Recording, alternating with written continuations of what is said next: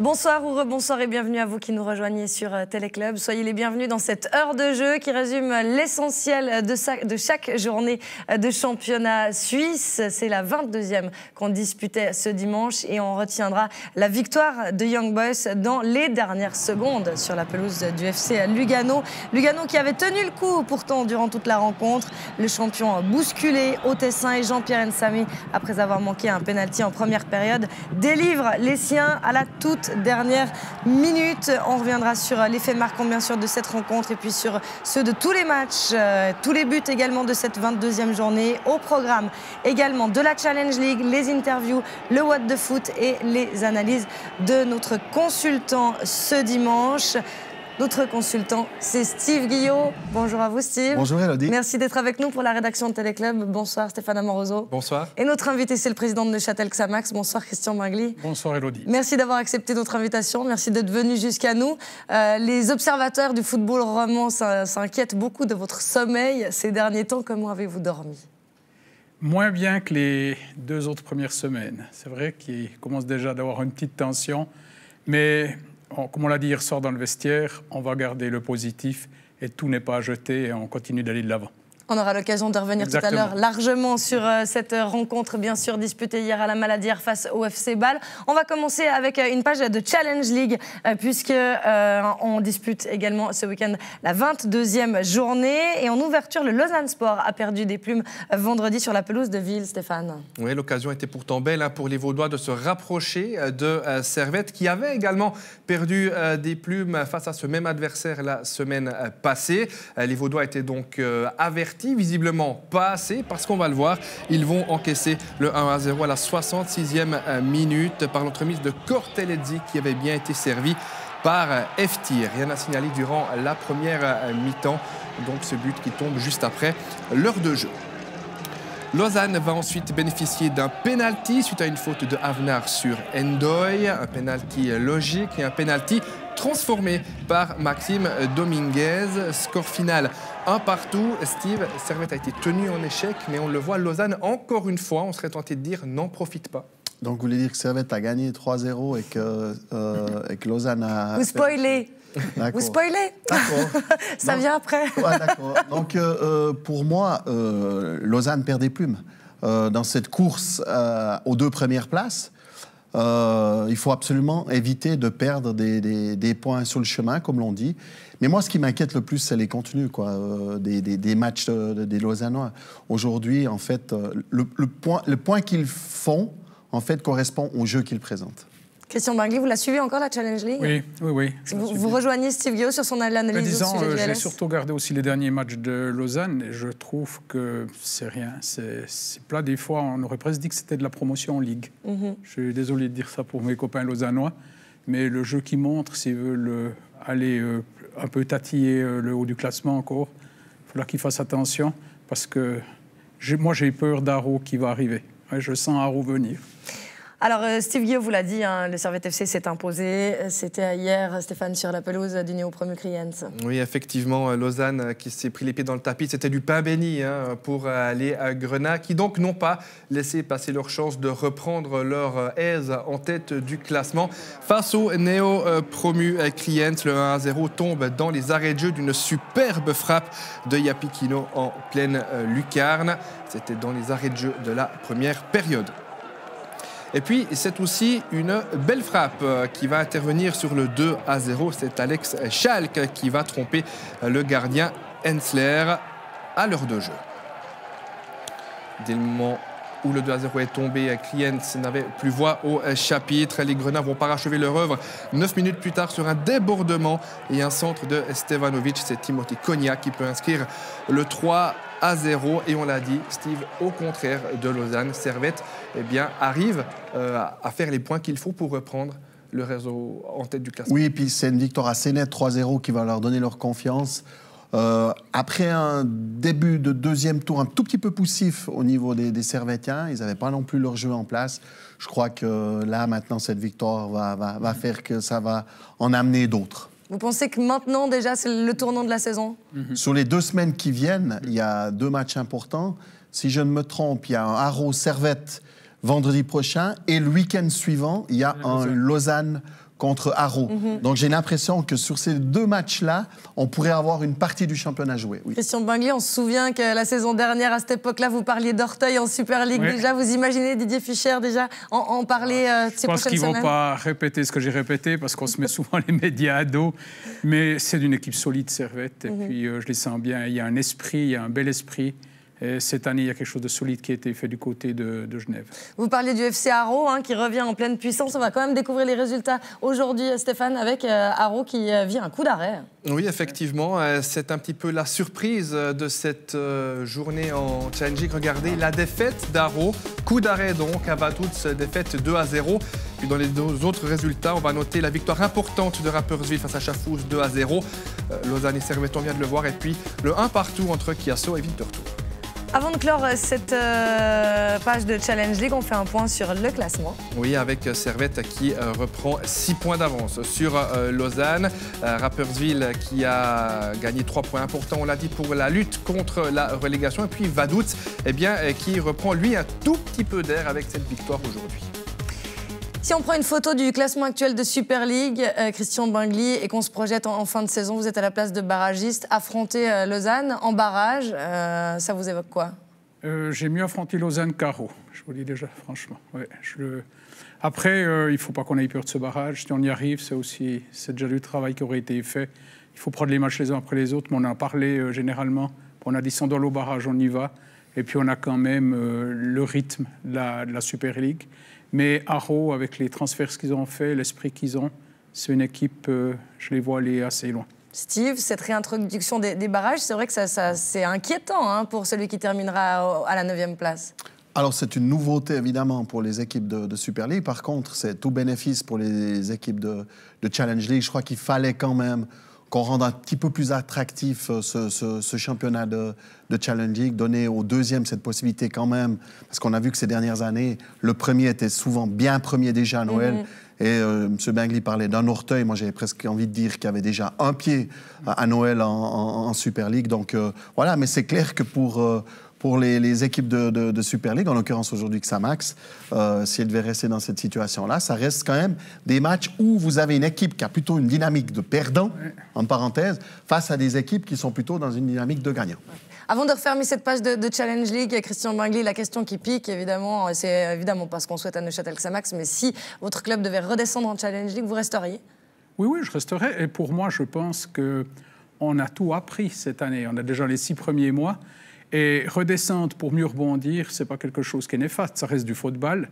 Et on peut reconstruire des choses intéressantes à Neuchâtel Xamax. Il faut rajeunir, il faut absolument changer aussi un petit peu cette équipe vieillissante qu'on a, qui ont fait énormément.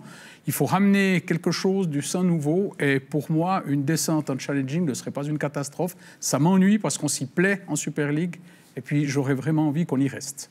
Le chemin est encore long, il reste 15 journées encore à disputer. On y revient donc à la situation de Neuchâtel Xamax tout à l'heure. On ouvre la page de Super League, puisqu'hier, à Tourbillon, Sion voulait décrocher un 4e succès devant son public face à Saint-Gall et passer par la même occasion devant son adversaire du jour au classement. C'est sans surprise qu'on a découvert une formation sédunoise à nouveau complètement remodelée par Yakin, avec 5 changements dans le 11 de départ par rapport au match contre Bâle. Les Valaisans, qui ont mené 2 fois au score, ont fini par concéder le nul. Et c'est la patte de Païtim Kazami qui a frappé à la 24e minute pour l'ouverture du score sur corner. Nous s'élève et frôle le ballon du sommet du crâne. Stojanovic est battu. C'est le 1-0. À la 37e minute, Abdelawi commet une faute inutile dans les 16 mètres sur Koutessa, qui venait d'entrer en jeu. Et c'est l'ex-Sédunois Vincent Sierro qui égalise en prenant Fikenchera contre-pied. Après la pause, c'est Kazami qui permet aux Valaisans de doubler la mise. On est à la 55e. Après une récupération de JT, c'est Leniani qui peut servir celui qui signe son doublé. Et c'est son 7e but de la saison. Et les hommes de Murat Yakin pensaient avoir fait le plus dur. Pourtant, Saint-Gall revient une 2e fois au score sur une combinaison de Koutessa et de Bakayoko. L'entrée en jeu d'Adrian après cette égalisation ne permettra pas à Sion de décrocher les 3 points. Steve, la prochaine échéance pour les Valaisans, elle est capitale, évidemment. Elle est très attendue. On va laisser mercredi face à Bâle dans le quart de finale de coupe. Est-ce que vous êtes rassuré par le jeu sédunois après cette prestation? Il y avait du mieux, mais ça reste toujours des performances assez étonnantes à Tourbillon, avec beaucoup de changements, de systèmes, de joueurs. On aimerait voir un peu plus de stabilité, puis surtout, vous menez 2 fois à la marque à la maison contre Saint-Gall, j'estime que vous devez gagner ce match. Donc, pour moi, ce sera un match clé, ce match de coupe. Je pense que si on devait être éliminé, évidemment, c'est pas ce qu'on leur souhaite. La place et la situation de Yakin va se fragiliser proche de Port d'Octodur. On sait comment, évidemment, le président Constantin tient à sa coupe. Christian Bingli, quelles sont vos impressions sur ces deux équipes, c'est vos deux prochains adversaires avec Neuchâtel-Xamax? Nous, on ne peut pas trop faire les malins puis juger les autres, j'entends. Mais on sait que quand on était à Sion, Casami nous avait déjà bien ennuyés. Et c'est quand même du solide, ils ont des individualités. Et puis, c'est pas facile, je pense, pour l'entraîneur de faire une équipe, étant donné qu'il y a tellement de... beaucoup de gros contingents. Il y a un gros contingent, puis il y a énormément de changements. On ne sait pas avec qui il va jouer. Mais je me dis toujours qu'à la Maladière, on devra les recevoir. On peut faire quelque chose, comme je pensais aussi contre Bâle, qu'on allait faire quelque chose. Nous aussi, on va en parler justement. Le déplacement au Kibun Park, ce sera la semaine prochaine, puis le derby roman la semaine d'après à la Maladière. On va revenir donc sur la partie d'hier. Avant cela, un petit mot quand même sur le début d'année mouvementé. Christian Bingli, les observateurs ont tous été surpris par le timing de votre décision de vous séparer de Michel Decastel. Steve Guillot, vous êtes d'accord avec moi sur le fait qu'on était tous étonnés après ce match contre le champion suisse quand même? Oui, alors effectivement, au niveau du timing, c'était surprenant parce que vous vous dites, mais si M. Bingli avait changé d'entraîneur avant, il lui donnait la possibilité de faire la préparation avec l'équipe. Maintenant, il ne faut pas oublier une chose, c'est que Xamax était dernier à ce moment-là et que si M. Bingli n'avait pas réagi, à un moment donné, ça veut dire que vous acceptez aussi peut-être cette situation de dernier. Et qu'on l'a dit tout à l'heure sur le plateau, on avait donné l'exemple de Zurich. Je pense qu'au niveau de la réaction, il fallait la faire plutôt tôt que tard. Et puis qu'en définitive, les deux résultats qu'on suivi ont donné raison à ce choix. Mais quand même, Christian Bingli, on a de la difficulté, quand on connaît l'homme que vous êtes, de se dire qu'un matin, vous vous êtes réveillé après vos déclarations, après la confiance que vous avez réitérée envers Michel Decastel, que vous êtes levé et vous avez pensé à Lausanne et que vous vous êtes dit « je veux réagir maintenant avant qu'il ne soit trop tard ». Est-ce qu'il y a des gens qui vous ont mis des pressions? Est-ce que vous avez eu des conseils, des discussions? Comment vous avez pris cette décision? Non, c'est une discussion, mais on ne peut pas non plus tout raconter. J'entends, il y a des choses que vous ressentez à l'intérieur de l'équipe, il y a des choses que vous ressentez avec les joueurs, vous ressentez avec le staff, vous ressentez avec vous-même. Peut-être le timing n'est pas bon, mais c'est un cas de conscience. Pour moi, c'est un peu comme si vous jetez quelqu'un que vous aimez, votre frère, votre femme ou n'importe quoi, puis vous savez pour le bien qu'il faut faire quelque chose. Et le poste de président, dans ces moments, il est terrible, parce que si je ne fais rien, qu'on arrive au mois de mai, et puis qu'on a toujours ces points de retard, qu'on est toujours dernier, tout le monde va me sauter dessus en disant « Président, vous auriez pu un peu avoir du courage et puis faire quelque chose ». Pour moi, personnellement, aujourd'hui, même que ça m'a fait un énorme chagrin, je pense que j'ai mis 3 semaines pour avoir le courage d'aller parler à M. Decastel. Je n'ai même pas tellement osé lui parler, tellement que j'étais mal. Je pourrais dire, je ressentais quelque chose et puis je crois que j'ai fait ce qu'il fallait faire. Et ça a donné, ça secouait. Vous ne pouvez pas, dans le football, jeter les 20 joueurs puis dire maintenant, vous sortez de la porte, vous étiez nuls pendant ce tour. Vous devez faire quelque chose avec l'entraîneur. C'est triste, ce sont des fusibles. Mais c'est aussi la première fois à Neuchâtel-Xamax. On a fait 3 ans avec M. Decastel, on a fait des années extraordinaires. Il nous a amenés. J'ai aussi dit que je ne le viderai jamais. C'est peut-être aussi, maintenant, c'est quelque chose que je ne vais plus dire, parce que même si j'y pensais, et je vous promets que je le pensais sincèrement, c'est quelque chose qui m'a fait très mal. Mais au fond des choses, moi j'ai vu de nouveau des joueurs qui ont la tête en haut. J'ai vu des joueurs qui grattent. J'ai vu de nouveau où on a une défense, ce que j'appellerais solide. On a quand même montré des choses qui ont changé. Et j'ai l'impression qu'il y a un groupe qui a envie d'en vouloir, qui a envie de crocher pour l'entraîneur. Voilà. Ce licenciement, si je vous comprends bien, on vous l'a réclamé. C'est pas vous qui l'avez décidé. Non, on ne me l'a pas réclamé. J'ai ressenti des choses et généralement, quand à Neuchâtel-Xamax, durant ces 7 ans, je fais souvent d'après mon intuition. On m'a toujours reproché que je n'ai pas du football, mais là, j'ai fait quelque chose que je sentais que je devais faire. Et ça m'a coûté énormément. Steve? Elodie, il y a des choses qu'un président, vous savez, il est tenu par ce qui est sacro-saint. Bien sûr. Ce qui se passe dans un vestiaire reste dans un vestiaire. Moi-même, j'ai été entraîneur qui a dû subir des limogeages. C'est hyper douloureux, mais il y a une certitude. Ça ne tient pas qu'à une personne. Parfois, vous avez des joueurs cadres qui viennent chez vous, qui discutent. Ce n'est pas des choses que vous allez exposer sur la place publique. Et j'imagine que cette chose-là a dû se passer à Neuchâtel comme ça se passe dans tous les clubs au monde. Bien sûr. Vous faites bien de le dire, Steve, parce que c'est vrai que souvent il y a un petit peu de langue de bois autour de cela. Les présidents prennent sur leurs épaules et on imagine bien que ce n'est pas la décision d'une seule et unique personne. Quoi qu'il en soit, Christian Bingli, le choc psychologique a eu lieu, vous l'avez dit. Après ça, vous avez retrouvé des joueurs guerriers. Il y a eu cette victoire contre Lucerne, il y a cette victoire contre Getse. On est allé dans les rues de Neuchâtel pour un micro-trottoir. Christian Bingli, c'est Loïc Refait qui est allé poser la question à des Xamaxiens de cœur après toutes ces émotions fortes. À leur sens, le public neuchâtelois est-il prêt à sacrifier le beau jeu pour sauver sa place? C'est la question que Loïc Refait a posée dans les rues de Neuchâtel. On écoute vos réponses.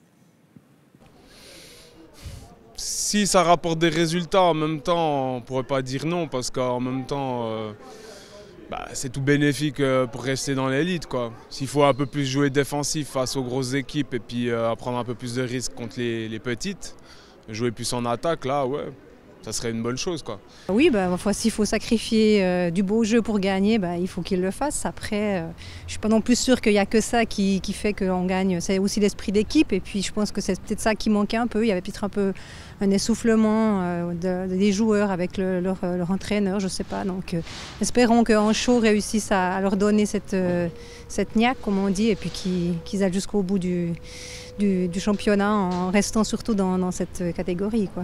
Si les résultats suivent, on va faire avec. Voilà. Il semble que c'était pas terrible à Zurich, effectivement, contre Grasshopper. Maintenant, espérons que ça donne le courage. Et on voit que le renfort Sérédier associé à Nuzzolo, ça peut faire des étincelles. Christian Bingli, les Neuchâtelois qui vous soutiennent dans votre décision et qui remarquent l'évolution, ça vous fait chaud au cœur? Non, parce que si on avait perdu les 2 matchs, les mêmes Neuchâtelois, ils m'auraient déjà un peu enterré. C'est après les 2 victoires, hein, je pense. Oui, c'est après les 2 victoires. J'ai passé par des moments où les réseaux sociaux se sont déchaînés sur moi. Et puis, vous gagnez le premier match, on vient vous frotter dans le dos, puis le deuxième, on vous caresse sur la tête. Donc, je fais un petit peu abstraction de tout ça. On a agi, j'ai agi comme je le sentais. Et puis, j'ai peut-être aussi eu de la chance aux 2 premiers matchs, il faut aussi l'avouer. Bon, hier, en tout cas, le Xamax version Anchaud passait un premier grand test avec la réception du FC Bâle. Le 11 de départ de Neuchâtel était le même que contre Getse, alors que Bâle alignait une équipe B dans l'objectif de faire tourner avant la Coupe de Suisse. Stéphane. En tous les cas, ce que l'on peut dire, c'est que Xamax avait la possibilité de réaliser la passe de 3 après ses 2 succès contre Lucerne et contre Grasshopper. On pouvait même parler, évidemment, vous l'avez dit, Elodie, de test grandeur nature pour les hommes de Stéphane Anchaud, un test que les Neuchâtelois abordent de manière très intéressante, puisque ce sont eux qui vont se mettre en évidence les premiers. 10e minute, c'est Raphaël Nuzzolo qui tente sa chance, ça passe par-dessus. Et puis, 6 minutes plus tard, c'est Sérédier qui se met en évidence. Le joueur prêté par Bâle décoche une frappe puissante, mais là aussi, ce n'est pas cadré. Pas sûr qu'Omine ait été sur la trajectoire si le ballon avait été cadré. Dominateur, mais dominateur stérile. Jusque-là, le FC Bâle va faire preuve d'une froide efficacité. 35e minute, Stocker peut inscrire le 1-0 sur le tout premier tir cadré de la partie. Christian Bingli, à ce moment-là, on ne peut pas dire que Xamax a été ridicule. On ne peut pas dire que c'est un scandale que Bâle mène au score. À ce moment-là, est-ce que vous y croyez encore ? Oui, jusqu'à 1-0, vous y croyez. Et puis, là, on en parlera après, la sortie de Sérédier, ça pénalise quand même l'équipe. Après, quand vous parlez d'une équipe B, j'aimerais bien voir le banc de Bâle, parce que quand je les ai vus, ceux qui ne jouaient pas, mais aussi ceux qui étaient sur le terrain, c'est juste extraordinaire. Et puis, il ne faut pas qu'on oublie, c'est la 2e équipe du pays. Il y a du potentiel, on a vu individuellement, ça se sent individuellement. Il y a aucun problème. On peut avoir toute la rage, tout ce qu'on veut mettre au point. Quand il déborde puis qu'il arrive à nous prendre, je pense que j'ai encore des joueurs qui ont le tourniquet. Oui, au Carrefour, il a fait très mal. Il a fait fort. Oui, il a fait très fort. Clairement. 1-0 donc pour Bâle à la mi-temps, mais tout aurait pu changer sur une action, celle de la 25e minute. On va voir ce qui s'est passé. C'est ce contact entre Souris et Yademi. Oui. Steve, là, l'arbitre ne siffle pas pénalty. Claude Gross l'a dit hier, il n'y aurait pas eu scandale s'il y avait pénalty sifflé. Votre avis ? Alors, moi, mon problème, il est le suivant. C'est qu'il y a une semaine, vous avez Bâle-Sillon, vous avez Fickencher qui sort dans les pieds de Buat. Sébastien Page, qui était sur ce plateau, nous explique que c'était tout à fait possible de donner les pénaltys parce que Fickencher avait touché la jambe de Buat dans un second temps. Donc, moi, ce qui me pose problème, c'est pas qu'on ne siffle pas pénalty ici. Par contre, ayons une ligne de conduite. Si vous sifflez une semaine avant, vous devez siffler là. Parce que clairement, il touche effectivement, Souris touche d'abord la balle, mais ensuite, il touche clairement la cheville d'Ademi. Et certainement qu'Ademi a eu plus mal que Buat. Donc, c'est ça, moi, qui me pose un problème. C'est qu'il y a un manque de ligne de conduite, clairement. La saison prochaine, ce sera fini, ça, avec la VAR? Ouais, on aura d'autres problèmes. On aura d'autres ça problèmes. dépend. Si on l'utilise comme en Italie puis en France, ce ne sera pas fini. Non, on aura d'autres problèmes. Je crois que la VAR ne va pas tout résoudre parce que c'est quand même l'arbitre au dernier point qui doit prendre la décision. 1-0 donc pour le FC Bâle après 45 minutes de jeu. On pouvait se dire que les Rhénans allaient laisser l'emprise du jeu à Neuchâtel. Eh bien non. En tous les cas, au début de la deuxième période, les Bâlois vont accélérer. Ils vont manquer le 2-0 d'un rien. Tout d'abord sur cette frappe d'Okafor, 57e. C'est la transversale qui repousse son envoi. Okafor déjà passeur sur le 1-0, on le rappelle. Et puis 9 minutes plus tard, c'est le poteau qui va renvoyer un essai de Stocker. Et ensuite, c'est Laurent Walter, comme souvent cette saison, qui va s'interposer sur une frappe de Campo. Steve, à ce moment-là, Xamax n'est pas malheureux, Xamax tient et l'espoir demeure. Oui, alors c'est que 1-0 et puis vous ne savez jamais. Hein, tout d'un coup, une folie de Nuzzolo ou une action de rupture ou une balle arrêtée. C'était tout à fait possible. Même si j'ai trouvé Xamax très très bon lors des 20 premières minutes, notamment on ne montre pas, mais il y a aussi une frappe de Veloso qui passe de très peu à côté. Ensuite, c'est vrai que sur la deuxième mi-temps, j'ai quand même trouvé balle supérieure à Xamax. Oui. On n'a pas été bon en deuxième mi-temps pour moi. Il faut dire les choses comme elles sont. Ouais. Et donc, eh bien, le FC Bâle mène toujours 1-0 à ce moment-là. Et puis, il y a évidemment cette séquence, la fameuse séquence de la 68e minute, ce tournant du match, ce pétage de plomb de Sérédier sur Sylvain Widmer, l'Ivoirien qui sera expulsé. Christian Bingli, qu'est-ce qui vous est passé par la tête à ce moment-là? Alors, déjà du calme, parce que là, on le voit, c'est avec les mains. Je préfère qu'il ait été avec les mains qu'avec les pieds. Mais ça change déjà le nombre de dimanches. Par contre, dans le vestiaire... Vous êtes optimiste quand même. Oui, vous savez voir le verre à moitié. Oui, exactement. Ouais. Dans le vestiaire, je suis allé discuter vers lui. Il est venu, il était désolé. Il y a deux choses qui m'ennuient, et puis c'est pour ça, si on prend trop dimanche, je vais faire recours. Il s'est fait allumer par ses collègues, Souchy et puis Widmer, tout du long. Ils ont été grossiers, ils ont été malhonnêtes. Personne ne savait, mais hier Sérédier a perdu son oncle. Pour une personne qui sont sensibles, comme les Africains, qui ont causé un point avec la famille, c'est important. Il a tout donné. Quand il est allé saluer les spectateurs, on a vraiment senti un Sérédier qui était prêt. Après, des fois, il y a aussi qu'est-ce qu'on va dire, une espèce de justice. À Berne, son premier match, là, il doit être sorti, parce que quand il y a le VAR, on voit aussi que la faute qu'il fait, il doit être sorti. Il n'a pas été sorti. Maintenant, j'ai été discuter avec l'arbitre, il a été poussé des mains, il est obligé de lui mettre le carton. J'aimerais qu'on ait deux de dimanche, mais pas plus. S'il y a plus, je fais recours et tout, parce que c'est aussi facile. On sait que c'est son petit défaut, il s'emporte, mais les collègues ont bien vu son défaut, puis ses anciens coéquipiers, puis ils l'ont allumé, et ça m'ennuie. Et ses coéquipiers actuels, ils sont fâchés contre lui? Non, Sérédier était triste, et puis il a dit maintenant, on a donné 2 jours de congé, et puis il a dit mardi, je vais m'excuser auprès de l'équipe. Moi, ce qui m'ennuie, c'est les matchs où il ne sera pas là. Bien sûr. Ça, pour moi, c'est un gros problème. Steve, ses voix de fête, c'est quoi? 2 à 4 matchs? Ouais. Ce sera au minimum 2. Peut-être que le problème de Sérédier, c'est que c'est quand même un récidiviste. Ouais. Maintenant, il y a provocation. C'est ce qui peut faire que ça diminue la sentence. Maintenant, ce qui est un petit peu dommage, c'est qu'on sentait qu'il était surmotivé.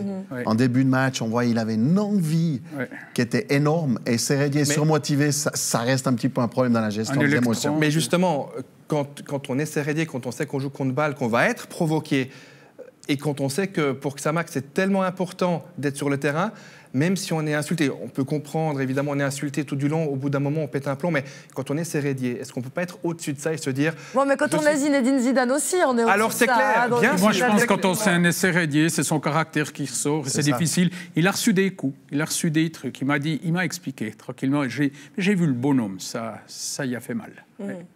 Ouais, ça y a fait mal parce qu'il vient à Neuchâtel-Xamax, on parle de la canne, il va se mettre en avant, mais il vient pour donner un coup de main. Et le bonhomme dans le vestiaire, c'est juste extraordinaire. Il a des gags, il rigole, il engueule ses copains. On a eu l'autre jour un match où on a eu Ademi qui voulait commencer d'aller parler avec l'arbitre. Il s'est secoué au milieu pour le remettre à l'ordre. C'est le patron du vestiaire. Et puis, on peut quand même lui dire merci parce qu'Agetse, c'est lui qui nous fait, on va dire, qui nous aide pour les 3 points. Et l'assist contre Lucerne aussi. On l'a vu, hein, effectivement, il apporte son caractère, il apporte aussi du leadership à ce milieu de terrain. C'est ce qu'on avait besoin. Mais ce chien fou, quand même, entre guillemets, quand vous l'accueillez, vous savez qu'il va y avoir des débordements. Et je crois que M. Chaud lui a parlé cette semaine, il lui a rendu attentif, attention. On le sait, on m'avait dit, Sérédier, ça peut être extraordinaire, mais ça peut être aussi fou. C'est pas la première fois qu'il se fait expulser. J'aimerais juste qu'il y ait une justice et puis qu'on tienne aussi compte. Parce que si on met 4 dimanches, après, on veut aussi aller de l'avant. Bon, on en reparlera évidemment sur ce plateau. Cette partie ne s'arrête pas là, Stéphane? Non, effectivement. Donc après cette expulsion, eh bien, on le sentait venir quand même depuis un petit moment dans cette partie. Bâle va marquer le 2-0. On retrouve Okafor, on retrouve cette superbe frappe enroulée. Cette fois-ci, elle ne laisse aucune chance à Walter. Steve, au-delà du geste magnifique, c'est de loin pas immérité pour Bâle, cette victoire. Non, j'ai presque envie de vous dire que Xamax est tombé sur un bon Bâle. Un Bâle qui est quand même dans une dynamique très positive. Si je ne fais erreur, c'est 6 matchs gagnés, ou en tout cas sans défaite. Et puis, j'ai trouvé un Bâle pour une équipe B, Elodie, étonnamment. 7 changements depuis le match précédent. Kohler l'a dit en avant-match. J'ai fait tourner mon effectif en vue du quart de finale de coupe. Mais on est d'accord que le contingent est extraordinaire. Joue moins bien que l'équipe. Peut-être qu'ils vont laissent montrer. Gagner leur place de titulaire. C'est le principe du foot. J'ai vraiment trouvé l'équipe assez surprenante dans sa manière de jouer, notamment en deuxième mi-temps. Non, puis bon, ils ont récupéré des blessés, etc. C'est sûr, Bâle, ça fonctionne. Hein. On l'a dit, Loïc Refait est parti dans les rues de Neuchâtel pour sonder l'optimisme des Neuchâtelois. Dans ce deuxième micro-trottoir, il leur a demandé si ce renouveau, depuis l'arrivée de Stéphane Anchaud, pouvait durer et permettre à Neuchâtel-Xamax de se maintenir dans l'élite. Christian Bingli, vous allez voir, dans ce micro-trottoir, il y a quelqu'un que vous connaissez bien. En tout cas, les 2 matchs qu'ils viennent de faire, ça prouve qu'il y a du potentiel. Donc, c'est vrai que moi, je ne suis pas forcément pour le changement des entraîneurs parce que l'entraîneur ne fait pas tout. Mais là, en l'occurrence, en tout cas, ces 2 matchs, ça a l'air d'avoir donné quelque chose. Donc, ouais, moi, j'y crois. Ils vont réussir. Oui, je pense que c'est possible parce qu'on a quand même une équipe qui est bien en place, qui a eu du jeu avec des cas. Et puis maintenant, Chaudon, ce qui manquait peut-être un petit peu, c'est cette grinta, puis cette hargne au bord du terrain. Donc les joueurs sont entraînés dans cette hargne qu'il a lui. Donc c'est un ancien de Première Ligue, donc d'Angleterre. Donc il a vraiment ce jeu-là dans la tête. Et puis je pense que, en tout cas pour le moment, c'est la seule façon pour essayer de se sauver. Moi je pense que ça peut durer jusqu'à la fin de la saison. C'était le déclic qu'il fallait, même si j'aimais beaucoup Michel Decastel. Il a fait un énorme travail. Mais voilà, la Super League, c'est autre chose. Et puis je pense que là, ils ne sont plus derniers. Hein, donc c'est de bon augure. Moi, je pense qu'ils vont se maintenir, sans problème. Ouais, sans problème. Sans problème, hein, il faut être optimiste. Vous avez reconnu le deuxième intervenant. Oui, c'était... Claude Christen. Exactement, l'adjoint de M. Catila, quand on était, je crois, jusqu'en Première Ligue. Oui, exactement. Donc ce micro-trottoir qui a été réalisé, on le rappelle, après les 2 premières victoires, vous le disiez avant, Christian Bingli, si vous aviez perdu, vous pensez que ils m'auraient lynché, bien sûr. Oui. Le soutien populaire auquel vous avez fait appel, notamment financièrement, dans le premier tour, ça vous a donné un écho? Vous avez eu des retours par rapport à ça? Oui, alors c'est vrai qu'on a reçu, pas ce qu'on pensait, mais on sent qu'il y a beaucoup de soutien, mais les gens qui viennent au match, ce sont des amoureux, mais qui ont aussi des petits moyens. Là, le soutien des grands, non, il n'y a personne dans les grands qui sont venus puis qui nous ont dit, tenez ça pour un transfert.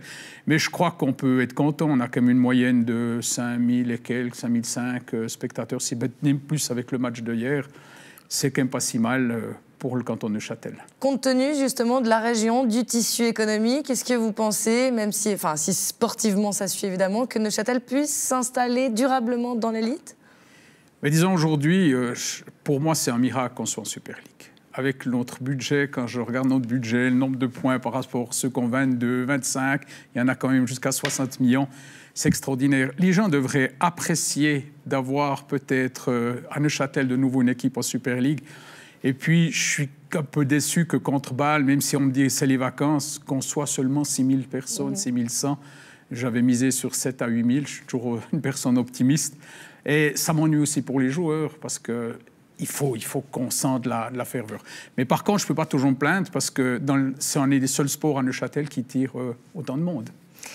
Président Bingli, vous avez une image de président humain, honnête, sensible. On vous a vu pleurer notamment lors de la promotion. Vous avez fait toute l'histoire. Vous êtes avant tout quand même un supporter de Neuchâtel Xamax, de la deuxième Ligue Nanterre à la Super League. Il faut quand même se le rappeler. On en a souvent parlé sur ce plateau. C'est difficile de prendre du recul en tant que supporter, que vous êtes de base. On sent quand même que vous avez évolué et que vous avez changé, que vous avez la peau un petit peu plus dure. Alors, un peu plus dure, disons. Mais quand vous aimez quelque chose, vous vivez avec ça. Pour moi, Xamax, avec ma famille, mon travail, c'est toute ma vie. On vit Xamax, on fait nos journées en fonction de Xamax, nos vacances en fonction du calendrier de la Swiss Football League. Après, ce que je constate, c'est que pour moi, les réseaux sociaux sont la pire des choses qu'on a actuellement. Vous avez des gens qui c'est pour tout le monde, dans tous les milieux. Oui, dans tous les milieux. Les gens se défoulent. Il y a des gens qui se défoulent et qui ne viennent même pas au match, qui racontent n'importe quoi.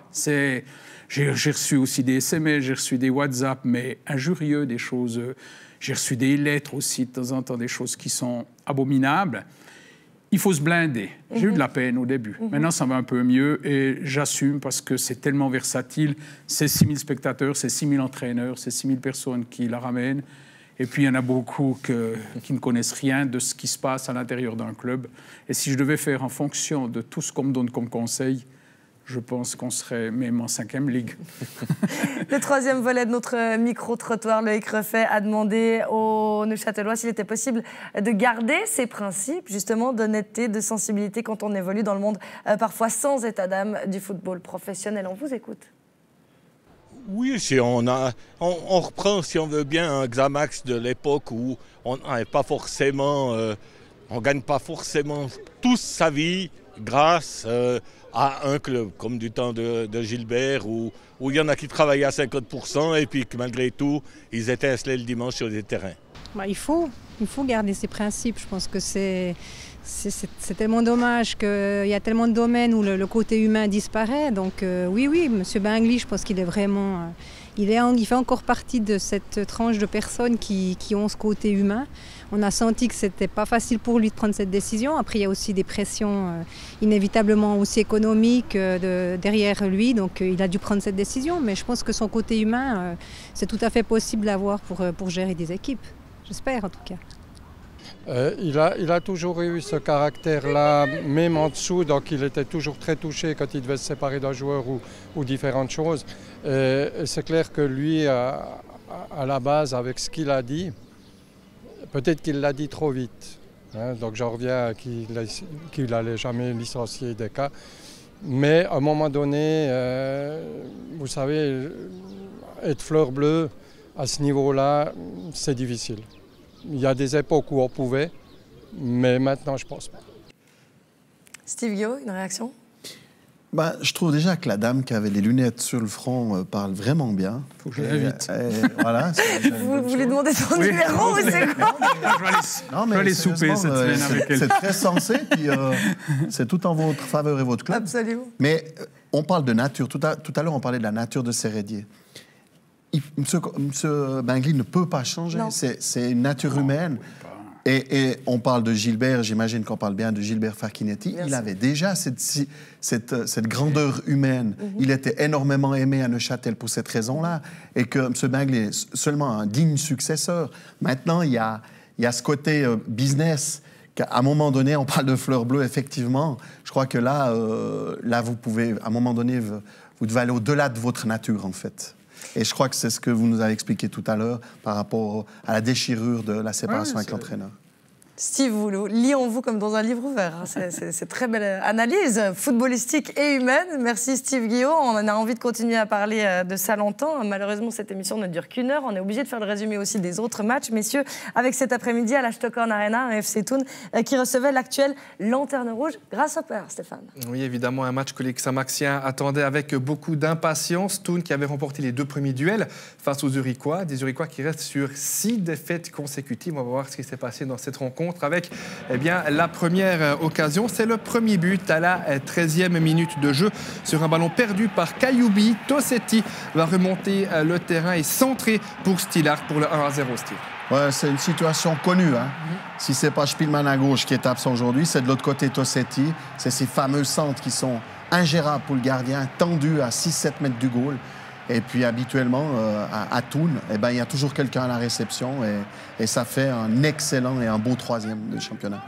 1 minute plus tard, il y aura une faute du défenseur de Grasshopper Diani sur Sorgic qui va amener un penalty logique. 1 minute après le 1-0, Thun va pouvoir avoir la possibilité de faire le break. On revoit la faute. Là, Steve, il n'y a pas de discussion. Il y a penalty, c'est clair.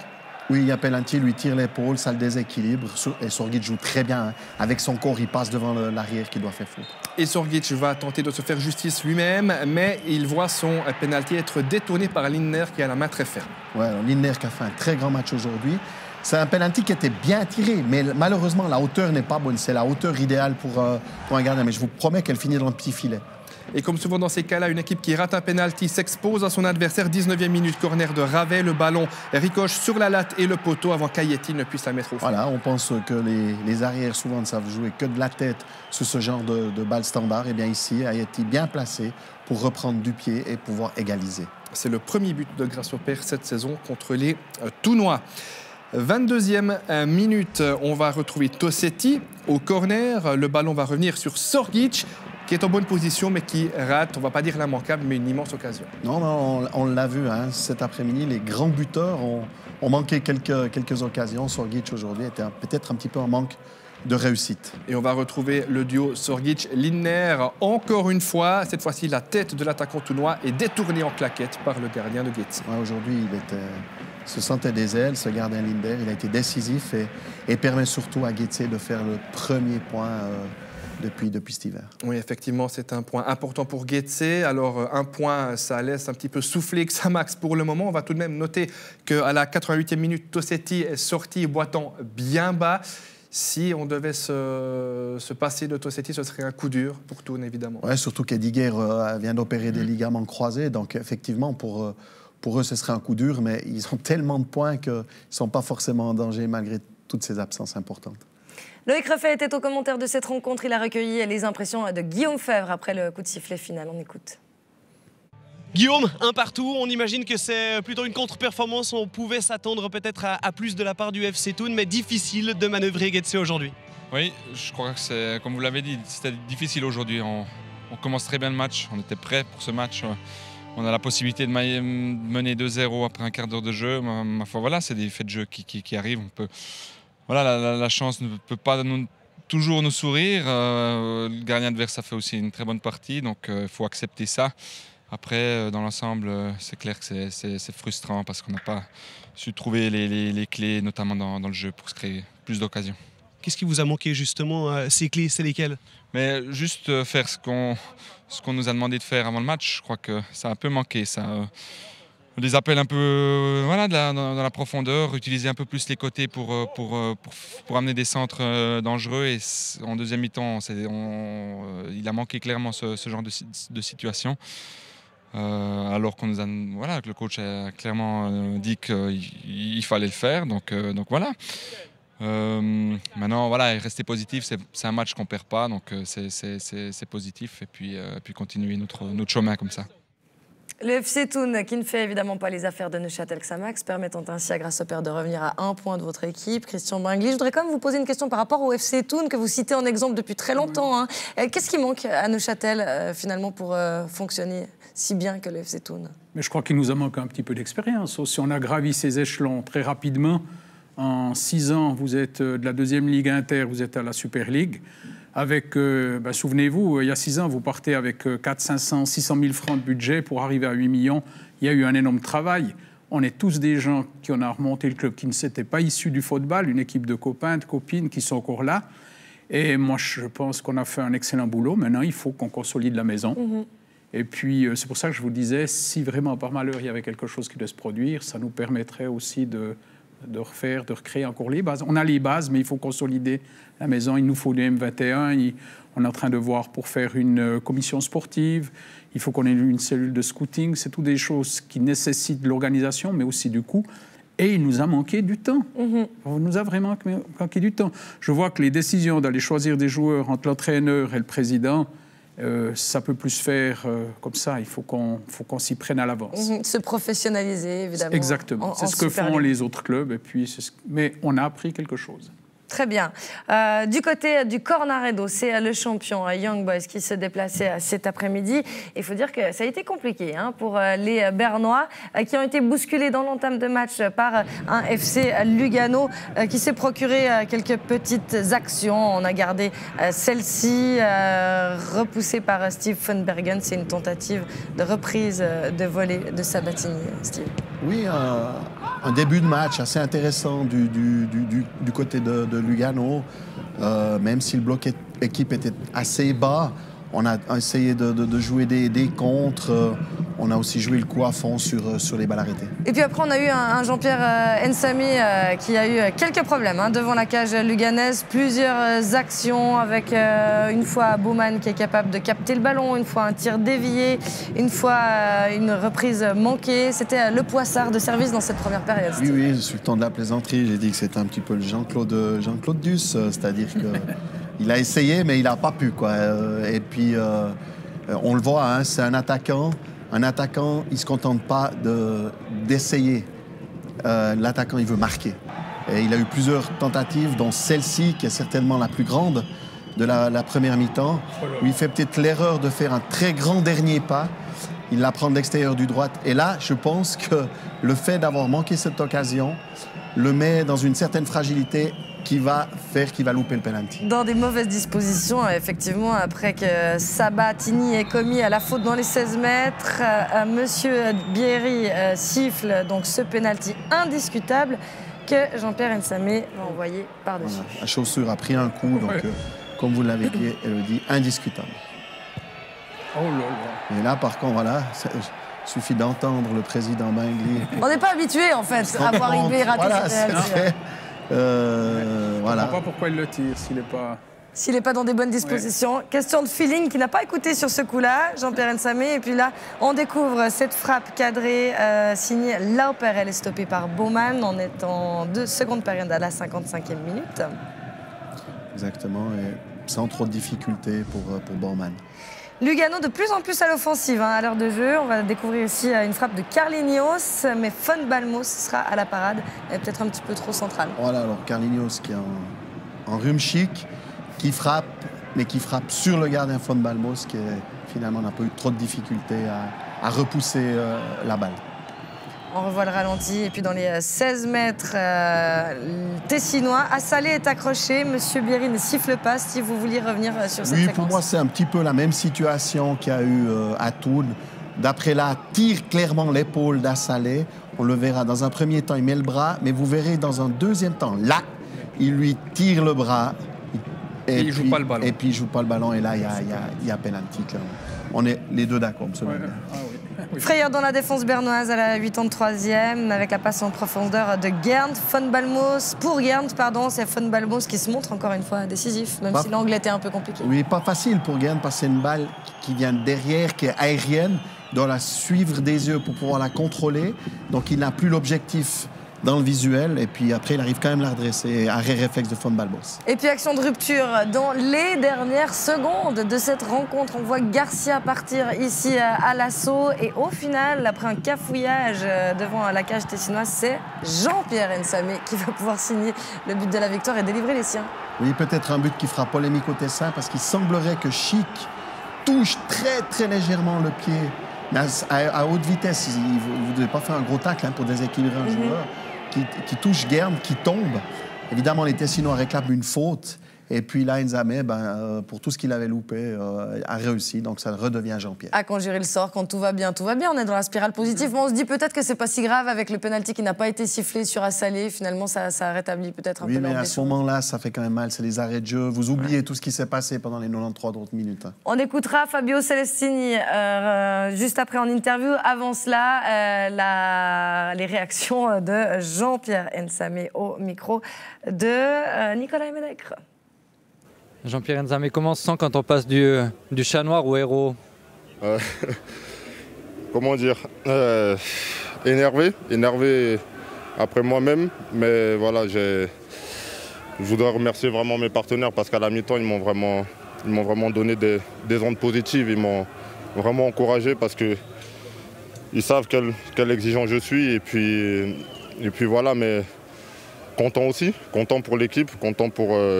malgré ce match difficile, compliqué, sur un terrain qui n'est pas facile, on savait qu'on allait souffrir.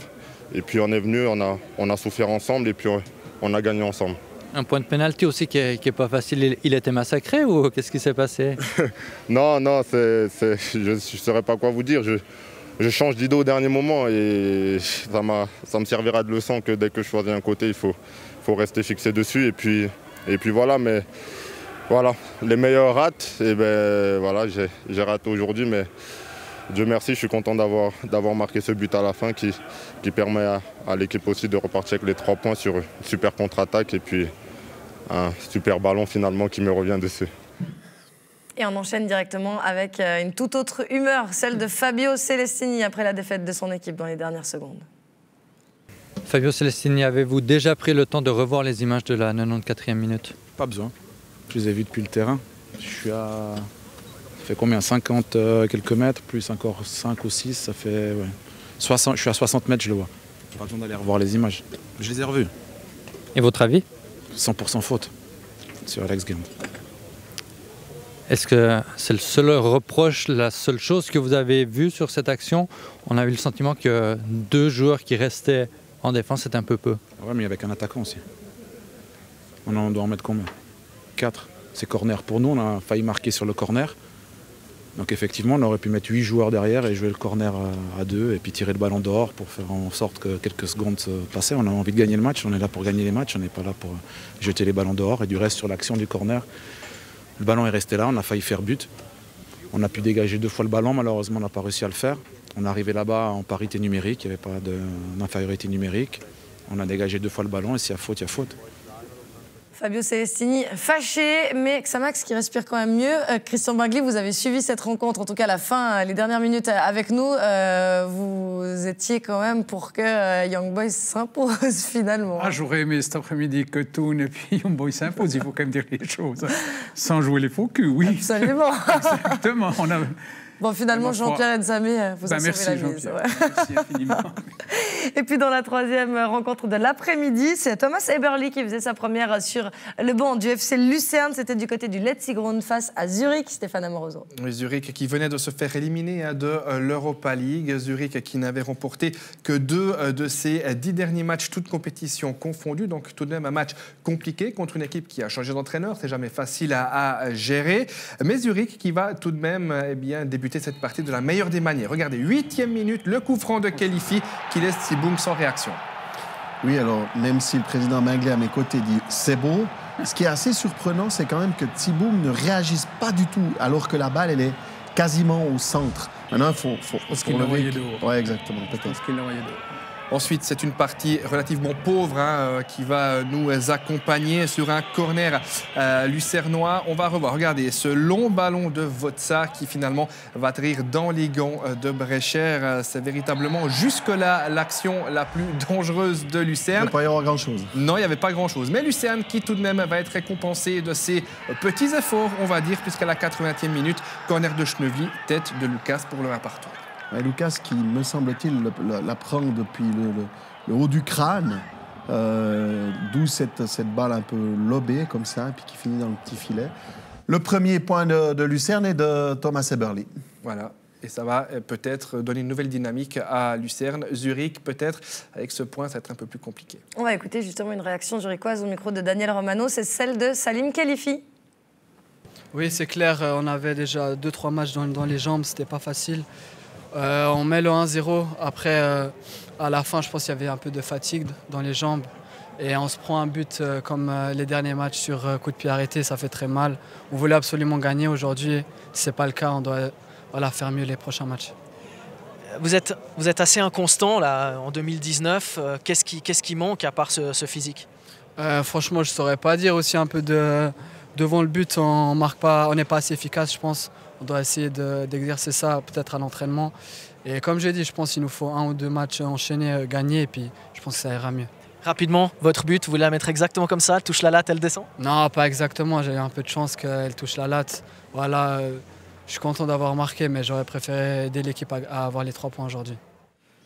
Le FC Zurich qui sera engagé jeudi en Coupe de Suisse face au SC Kriens pour les quarts de finale. On a vu tous les buts de cette 22e journée. On va récapituler maintenant ensemble les résultats et puis découvrir, Stéphane, le classement mis à jour. Oui, vous parlez de buts, il y en a eu 11 dans cette journée de Super League, avec le nul de Sion face à Saint-Gall 2 partout, la victoire de Bâle à Neuchâtel 2-0, celle de Young Boys à Lugano 1-0, les 2 matchs nuls, un partout entre Thun et Grasshopper et puis entre Zurich et Lucerne. Au classement, eh bien Young Boys, pas de surprise évidemment, toujours largement en tête, avec Thun qui, avec ce nul, laisse Bâle un petit peu prendre les devants pour la 2e place. Sion, 6e avec 26 points, Neuchâtel avec 19 points qui est 9e. C'est toujours très très serré, vous le voyez, entre la 4e et même la 9e place. Et on découvre le programme de la prochaine journée avec le FC Sion qui se déplace samedi au Stade de Suisse. Le duel de bas de classement entre Getse et Lucerne. Dimanche, Xamax rend visite à Saint-Gall. Le choc de cette 23e journée aura lieu au Parc Saint-Jacques entre Bâle et Thun. Et puis, nouveau match à domicile pour Zurich qui accueille Lugano. Christian Bingli, pure curiosité. Les matchs de votre équipe, vous les suivez avec qui? Vous avez un rituel ou ça dépend de qui est là? Comment se présente? Généralement, je prends ma voiture, je porte puis Lausanne, j'arrive 2 heures avant le match, je parle un petit peu avec les joueurs. Et puis, je vais m'asseoir presque souvent seul, mais après, j'ai peut-être mon fils ou un ami qui vient. Mais j'aime bien un peu m'isoler, et puis ça me fait du bien d'être... je vis mon match. Bon, le prochain rendez-vous, c'est au Kipboon Park, contre une équipe solide. Hein, on se réjouit de vous suivre. On y est déjà allé. C'est vrai que c'est une équipe... Ils ont un super public, ils jouent bien. Il y a Sierro qui m'avait ennuyé l'autre jour. Je me suis pris d'amitié avec lui. J'aimerais bien qu'il soit gentil avec moi au prochain match. C'est une belle équipe. Et puis, mais c'est ce qu'a dit M. Anchot hier soir dans le vestiaire. Il a dit ne faut pas que ce match soit pris comme une catastrophe. On aurait tout de suite signé 3 matchs, 6 points, si on reprend le contexte. Et il a trouvé qu'au niveau de l'engagement, c'était parfait, au niveau des joueurs, de tout ce qu'il avait demandé. Après, ma foi, quand on tombe comme plus fort, on est quand même tombé contre Bâle. Absolument. Et puis, il faut, depuis mardi, travailler pour aller faire quelque chose à Saint-Gall. Et c'est maintenant qu'il nous faut... chaque match, ça va être un combat. Mais on le voit aussi que les équipes... pourquoi on n'a pas beaucoup de buts? C'est que tout le monde, maintenant, commence à se battre pour cette 8e place. On le voit, hein, l'esprit guerrier sur la pelouse, bien sûr. Avant de se dire au revoir, on va faire encore une petite parenthèse avec la légèreté de What the Foot. Et puis on se retrouve juste après pour la fin de cette heure de jeu.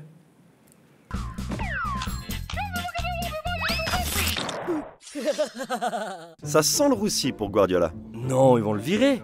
Ah non, pas du tout, mais ça sent juste vraiment le cramer.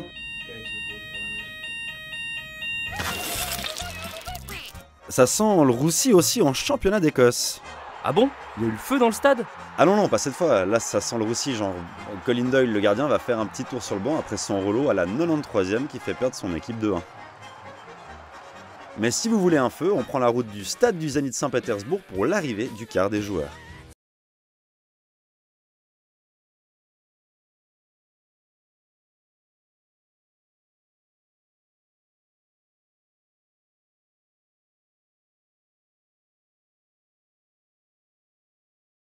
Et le geste technique de la semaine nous vient des tribunes. Bravo monsieur, comme ça vous avez les mains libres pour applaudir et avec une bière c'est pas évident. Plus difficile de la boire par contre. Someone smoke? Mais après, c'est les discussions, c'est les palabres. Et ça, c'est insupportable.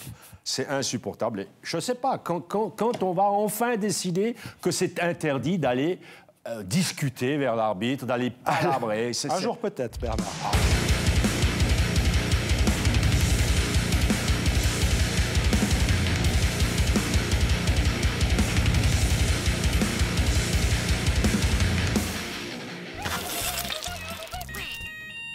We could leave, no? No? Yeah? Ah oui. Pas bête. À la semaine prochaine. Merci à Vincent Régolet et à Michael Bugnon pour ce What the Foot. Christian Bingli, dernière question, rapidement. Si je vous donne une baguette magique, si je vous donne la lampe dans laquelle le génie est là et que vous avez le droit de faire un vœu aujourd'hui comme président de Neuchâtel Xamax, c'est lequel? Se maintenir en Super League. Magnifique. On se laisse là-dessus. Merci beaucoup d'être venu en tout cas jusqu'à nous. Merci pour votre honnêteté. C'est toujours un plaisir de vous recevoir et puis de vous parler à cœur ouvert comme vous savez le faire. Merci beaucoup. Merci bien. Et puis passez nos salutations et nos encouragements à toute l'équipe. Steve, merci d'avoir été des nôtres. Un plaisir, Elodie. Toujours partagé. Stéphane, à bientôt sur Téléclub. Plaisir partagé. Merci à toute la rédaction et à l'ensemble de l'équipe technique. On vous rappelle que ce soir, vous avez rendez-vous dès 20h15 avec la Serie A et ce match entre la Fiorentina et l'Atalanta. Merci à vous de nous avoir suivis. C'est pas juste? C'est l'Inter. Inter, n'importe quoi. Merci pour ce rectif. Allez, c'est le moment de poser les plaques pour aujourd'hui. Merci d'avoir été des nôtres. On vous souhaite une très douce soirée, une excellente semaine. À bientôt. Salut.